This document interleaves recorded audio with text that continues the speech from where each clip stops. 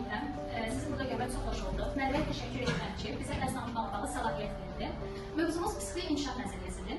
İndi mövzumuza keçid etmək istəyirəm. Psixi inkişaf nəzəriyyəsi insanın bütün həyatı boyu emosional, idraki və sosial bacarıqlarının qavranmasına təsir göstərən bir prosesdir.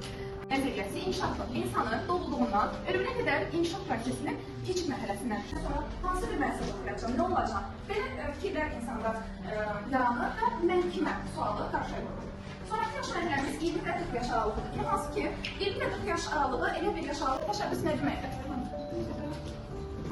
Gətirsən ki, nasıl budur? Ondan əlavə olaraq yoldaşınızın qeyd etdiyi kimi ailədə şəxsiyyətin birinci növbədə formalaşması məhz ailədən asılıdır.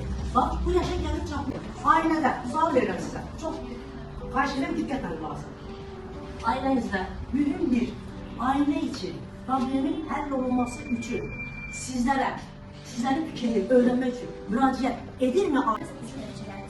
Çünkü öyle ki, tamam bizim validelerimiz yani 90'lardan yaşamış insanlardı. İndi artık muhasebe dövründə olan yaşlı bəzi şeyləri onlar bilməzlər. Yəni muhasebe dövründə olan şeyləri. Onun üçün onlar düşünürlər ki, sizin də, yəni gənclərin də fikirləri daxildir. Başqa ki, yaşına qədər valideynlərimiz deyirdi ki, mən hökmranam. Mən nə desəm, halbuki biz özümüz artıq nəyik? Ailə başçılarıyıq.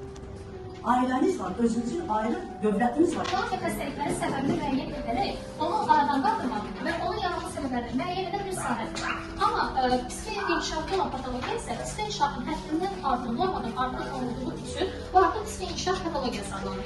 Psixi inkişaf patologiyası ətraf mühitdən, yaradıcı amillər nəticəsində və yaxud insanın psixi inkişafının normadan kənar inkişaf etməsi nəticəsində də meydana gələ bilir. Psixi inkişaf patologiyasının pozuntuları mövcuddur. Bu pozuntular hansılardır? Kognitiv pozuntu var, emosional pozuntu var, ünsiyyət pozuntusu və davranış pozuntusu.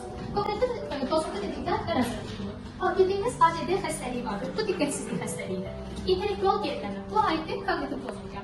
Emosional pozuntu, emosional və sosial pozuntuda artıq autizm meydana gəlir və insanlarda depressiyaya meyilli olur. Psixolojik inkişaf tamamilə genetikdir, yoxsa ətraf mühitin burada təsiri daha çox? O təsir etdiyi insanlar da var, ətraf mühitin təsirində təsir etdiyi insanlar da var. Yəni, müalicə tam konkret bir cavab yox. Yəni, hər kişinin sizin müalicə önəmli bir təsir var.